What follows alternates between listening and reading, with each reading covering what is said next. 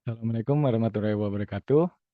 Kami dari kelompok 9 akan mempresentasikan PPT kami yang berjudul Aplikasi Layanan Seluler.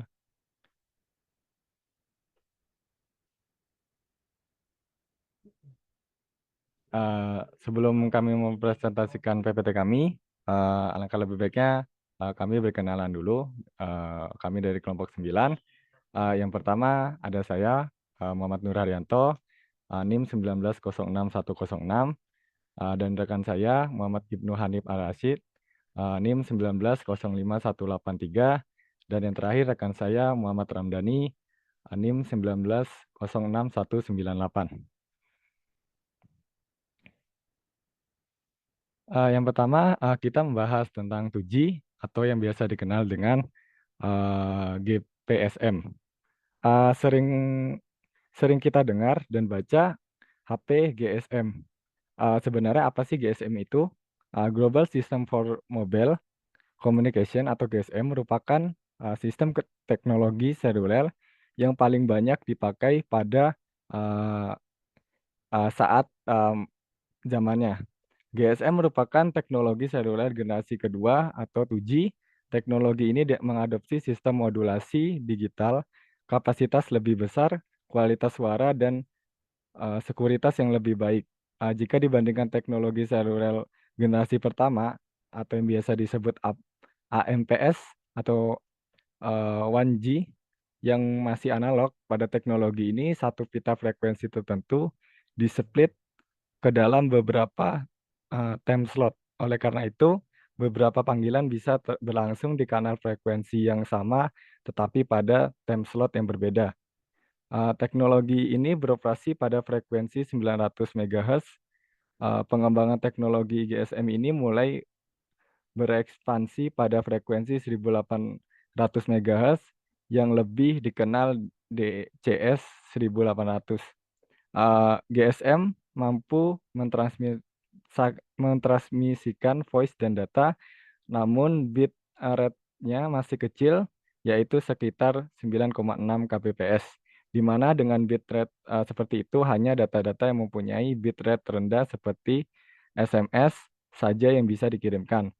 Komunikasi pada GSM berbasiskan circuit switch, yaitu dengan satu time slot hanya dimiliki satu user, jadi ibarat jalan tol milik pribadi.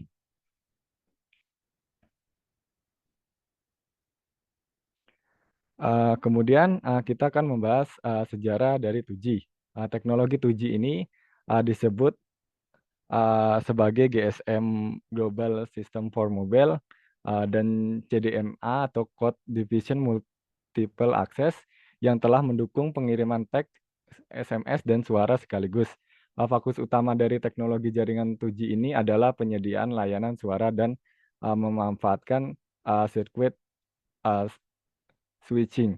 Uh, Pada perkembangannya, 2G yang pertama yaitu GSM. Teknologi jaringan 2G dikenalkan pada tahun 1991 di Finlandia yang ditandai dengan mulai digunakannya gelombang digital. Perubahannya pun cukup signifikan karena jangkauannya lebih luas dibandingkan generasi sebelumnya. Pada era jaringan 2G ini, masyarakat Indonesia bisa menikmati jaringan seluler secara bebas. Mungkin saja, mungkin Anda salah satunya yang sudah pernah merasakan era Nokia yang hanya memiliki layar monokrom kala itu. Kemudian berlanjut pada GPSM atau 2.5G. Jaringan 2.5G merupakan teknologi jaringan berbasis GPRS yang berbeda di antara teknologi Nekaben generasi 1 dan generasi 2 dan generasi 3. Perbedaan utama antara 2G dan 2.5 terletak pada implementasi paket switching dalam jaringan komputer. Jaringan 2.5G ini menawarkan layanan berorientasikan data dengan kecepatan rata-rata 28 kbps hingga kecepatan teoritis maksimal 384 kbps. Teknologi jaringan ini memungkinkan untuk mengirim dan menerima foto dan video melalui layanan pesan multimedia atau yang biasa kita kenal MMS. Layanan yang tidak kalah penting dari 2.5G ini adalah penjelajah web melalui WAP, yaitu versi situs web sederhana yang menyesuaikan tampilan ponsel pada saat itu. Dan yang terakhir, perkembangan jaringan yang berikutnya yaitu 2.65G atau yang biasa kita sebut sebagai 8G. Teknologi jaringan 8G ini merupakan peningkatan jaringan versi lanjut dari 2G dan juga 2.5G yang dikenal dengan 8G atau Exchanged Data Rates for Global Evolution. 8G ini memungkinkan untuk mentransfer data dalam bentuk small paket dengan kecepatan 48 kbps atau hingga 384 kbps.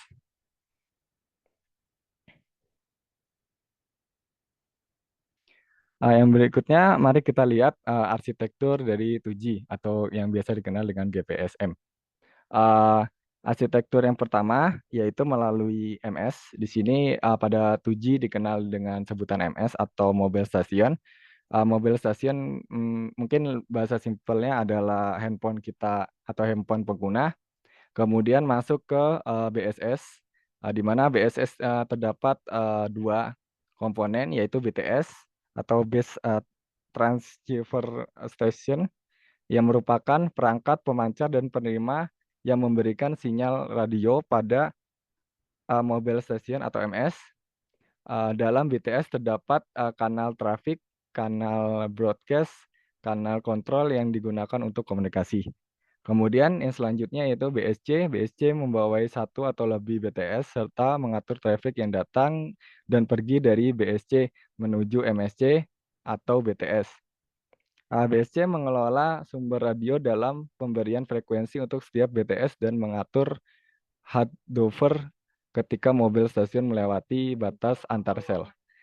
Kemudian yang selanjutnya masuk ke bagian switching sub system, di mana yang pertama adalah MSC. MSC merupakan fungsi utama sebagai sentra penyambungan yang juga bisa memberikan fungsi-fungsi lain. MSC terhubung ke BSS dan jaringan luar seperti MSC lain, PT, PSTN, PLMN, ISDN, dan lain-lain. Kemudian setelah MSC dilihat dari gambar yaitu HLR yang merupakan database yang berisi data pelanggan yang tetap. Kemudian ada FLR atau Vision Location Register yang merupakan database yang berisi informasi sementara mengenai pelanggan yang tidak terdaftar pada suatu MSC yang memasuki area MSC tersebut. Kemudian ada AUX atau Authentication Center. AUX berisi database yang menyimpan informasi rahasia yang disimpan dalam bentuk format code. Kemudian ada AIR atau Equipment Identity Register. AIR berisi database terpusat yang berguna untuk validasi internasional mobile equipment identity atau yang biasa kita kenal dengan IMEI.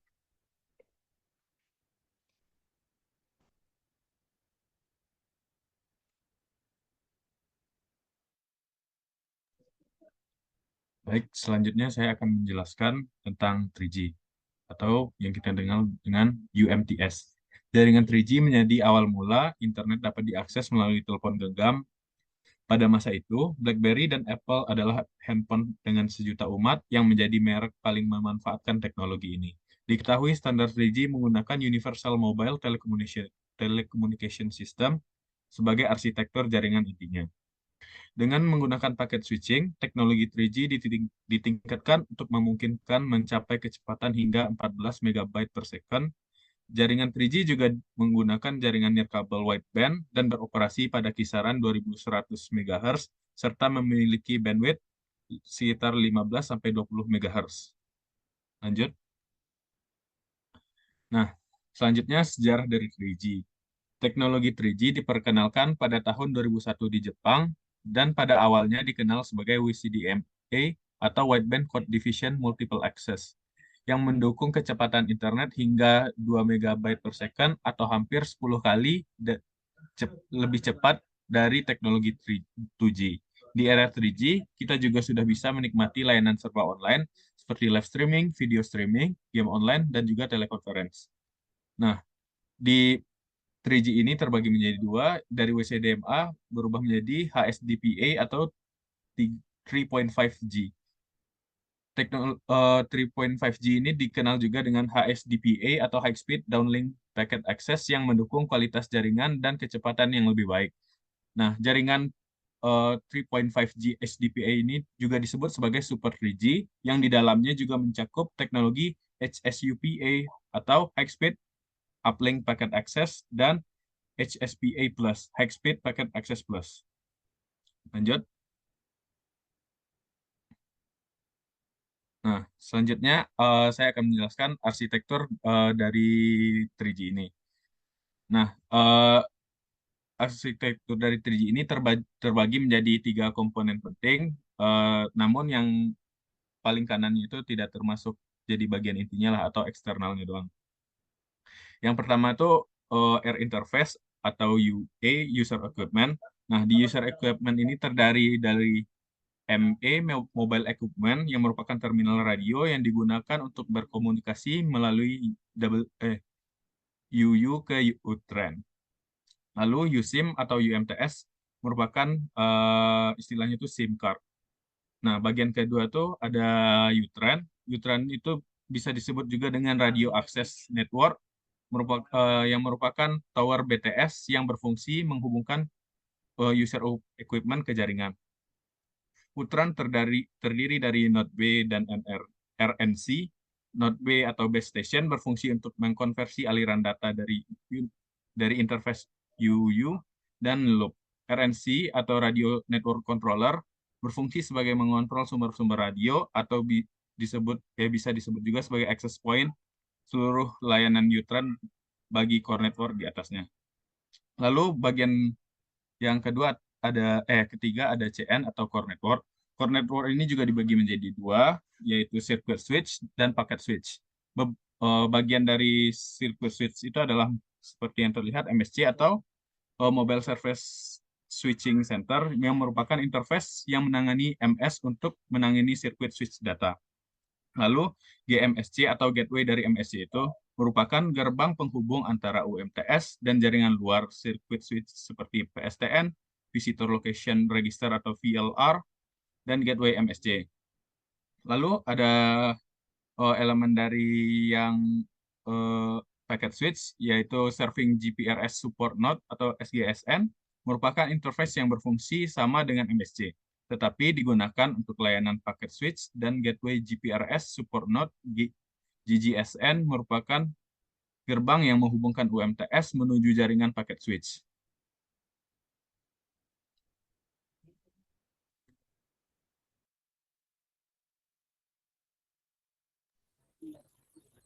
Baik, selanjutnya saya akan menjelaskan tentang 4G atau IPS. 4G adalah generasi keempat dari teknologi telepon seluler yang menyediakan jaringan pita lebar ultra untuk berbagai perlengkapan elektronik. Contohnya ponsel cerdas dan laptop yang menggunakan modem USB. Terdapat dua kandidat standar untuk 4G yang dikomersialkan di dunia, yaitu standar WiMAX yang terdapat pada Korea Selatan sejak 2006 dan standar LTE yang pertama kali muncul di Swedia sejak 2009. Di Indonesia, WiMAX pertama kali diluncurkan oleh PT First Media dengan merek dagang Citra WiMAX sejak Juni 2010. Kemudian teknologi LTE pertama kali diluncurkan oleh PT Internux dengan merek dagang Bolt Super 4G LTE sejak 14 November 2013. Sejarah 4G. Era 4G ditandai dengan peralihan era ponsel ke ponsel pintar atau smartphone yang hingga kini masih digunakan. Awalnya, jaringan 4G pertama kali dikomersialkan di negara Norwegia pada sekitar akhir 2009. Jaringan 4G merupakan generasi pertama yang memakai teknologi Long Term Evolution atau LTE yang secara teknis dapat menawarkan kecepatan unduh hingga 1 GB per second. Layanan ini juga menawarkan latensi yang lebih baik hingga menciptakan banyak pemanfaatan. Untuk perkembangannya sendiri, LTE itu ada 4G biasa, dan ada juga yang 4G Plus. 4G biasa itu hanya terdapat FDD atau TDD. FDD sendiri merupakan kependekan dari Frequency Division Duplexing, di mana FDD ini mempunyai cara pengantaran data dengan menggunakan dua buah channel yang berbeda antara transmit dan receive. Sedangkan untuk TDD adalah kependekan dari Time Division Duplexing, di mana data diantarkan dan diterima dalam satu channel frekuensi yang sama, hanya dengan pemisahan jeda waktu yang singkat. Nah, untuk 4G Plus ini kelebihannya, dia menggunakan kedua-duanya gitu. Jadi, FDD dua channel digunakan, satu channel juga digunakan, jadi lebih efisien penggunaannya. Untuk implementasinya di Indonesia, yang pertama kali sampaikan adalah Bolt ya, Bolt 4G Super LTE. Itu masih menggunakan teknologi LTE TDD yang hanya memiliki lisensi di wilayah Jabodetabek serta Medan. Sedangkan Smartfren cukup unik, sampai dengan saat ini saja mereka masih menjadi satu-satunya operator yang menggunakan kedua teknologi ini, baik itu TDD maupun FDD. Yang mana hal tersebut dihasilkan dari kekayaan spektrum yang mereka miliki pada band VDD dan TDD, atau yang biasa disebut Smartphone 4G LTE. Selain FDD dan TDD, LTE juga mempunyai varian lain yaitu LTE Advanced, di mana masih merupakan pengembangan lanjutan dari teknologi LTE yang memungkinkan jaringan memiliki pencapaian coverage area yang lebih besar, lebih stabil, dan lebih cepat. Selanjutnya, yaitu arsitektur 4G LTE. Arsitektur 4G LTE yang pertama adalah UE atau User Equipment. User Equipment sendiri di sini adalah smartphone ya, karena memang 4G itu sudah sepenuhnya di smartphone. Yang ini ataupun User Equipment. Yang bagian kedua yaitu adalah EUTRAN atau Evolve UMTS Terrestrial Radio Access Network, adalah sistem arsitektur LTE yang memiliki fungsi menangani sisi radio akses dari user equipment ke jaringan core. Berbeda dari teknologi sebelumnya yang memisahkan Node B dan RNC menjadi elemen tersendiri, pada sistem LTE atau EUTRAN hanya terdapat satu komponen yakni Evolved Node B atau E-Node B yang telah menggabungkan fungsi keduanya. Yang membedakannya dengan yang sebelum-sebelumnya 3G maupun 2G. Bagian yang kedua ada Evolved Packet Core atau EPC, yang di dalamnya ada MME atau Mobility Management Entity, yang merupakan elemen kontrol utama yang terdapat pada EPC. Biasanya MMI terletak pada lokasi keamanan operator.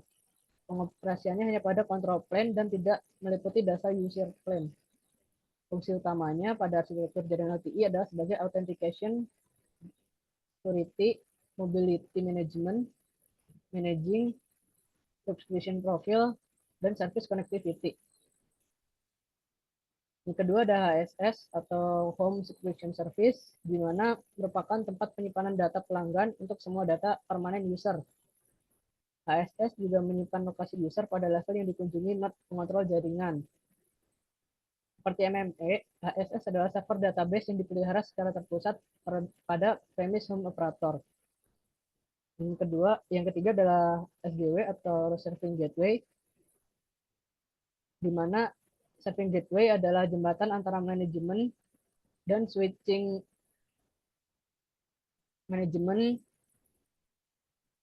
operasional dan maintain. Peranan SGW sangat sedikit pada fungsi pengontrolan, hanya bertanggung jawab pada sumber dayanya sendiri dan mengalokasikannya berdasarkan permintaan MME. Kemudian ada PGW, yaitu Paket Data Network Gateway. Sama halnya dengan SGW, PGW adalah komponen penting pada LTE untuk melakukan terminasi dengan paket data network atau PDN.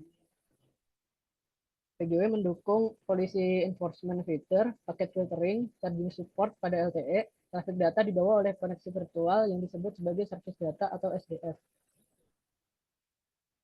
Selanjutnya adalah PCRS, merupakan bagian dari arsitektur jaringan yang mengumpulkan informasi dari dan ke jaringan. Merupakan sistem mendukung operasional dan sumber lainnya seperti portal secara real time.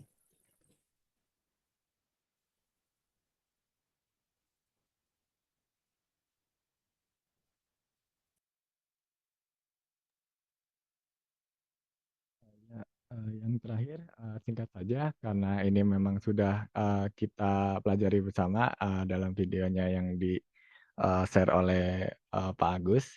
Mungkin di sini lebih menekankan pada perbedaan dari 2G, 3G, dan 4G saja, yang mana 2G menggunakan teknologi GSM, sedangkan 3G menggunakan UMTS, dan 4G menggunakan teknologi EPS. Sedangkan yang membedakan berikutnya yaitu pada 2G dia di mana masih memakai MS atau mobile land station, sedangkan pada 3G dan 4G menggunakan UE.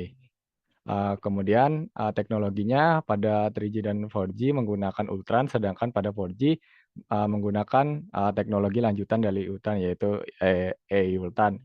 Sedangkan pada BSC-nya atau gabungan BSS-nya, gabungan dari BSC dan BTS, di 3G sudah tidak memakai itu, dia memakai RNS, yaitu memakai gabungan antara Node B dan juga RNC, sedangkan dengan 4G sudah tidak memakai sama sekali, jadi dia langsung dari X2 dan juga Node B kepada sistem MSC. Lanjut. Mungkin sekian presentasi dari kami. Kurang lebihnya mohon maaf. Wali taufiq wal hidayah. Wassalamualaikum warahmatullahi wabarakatuh.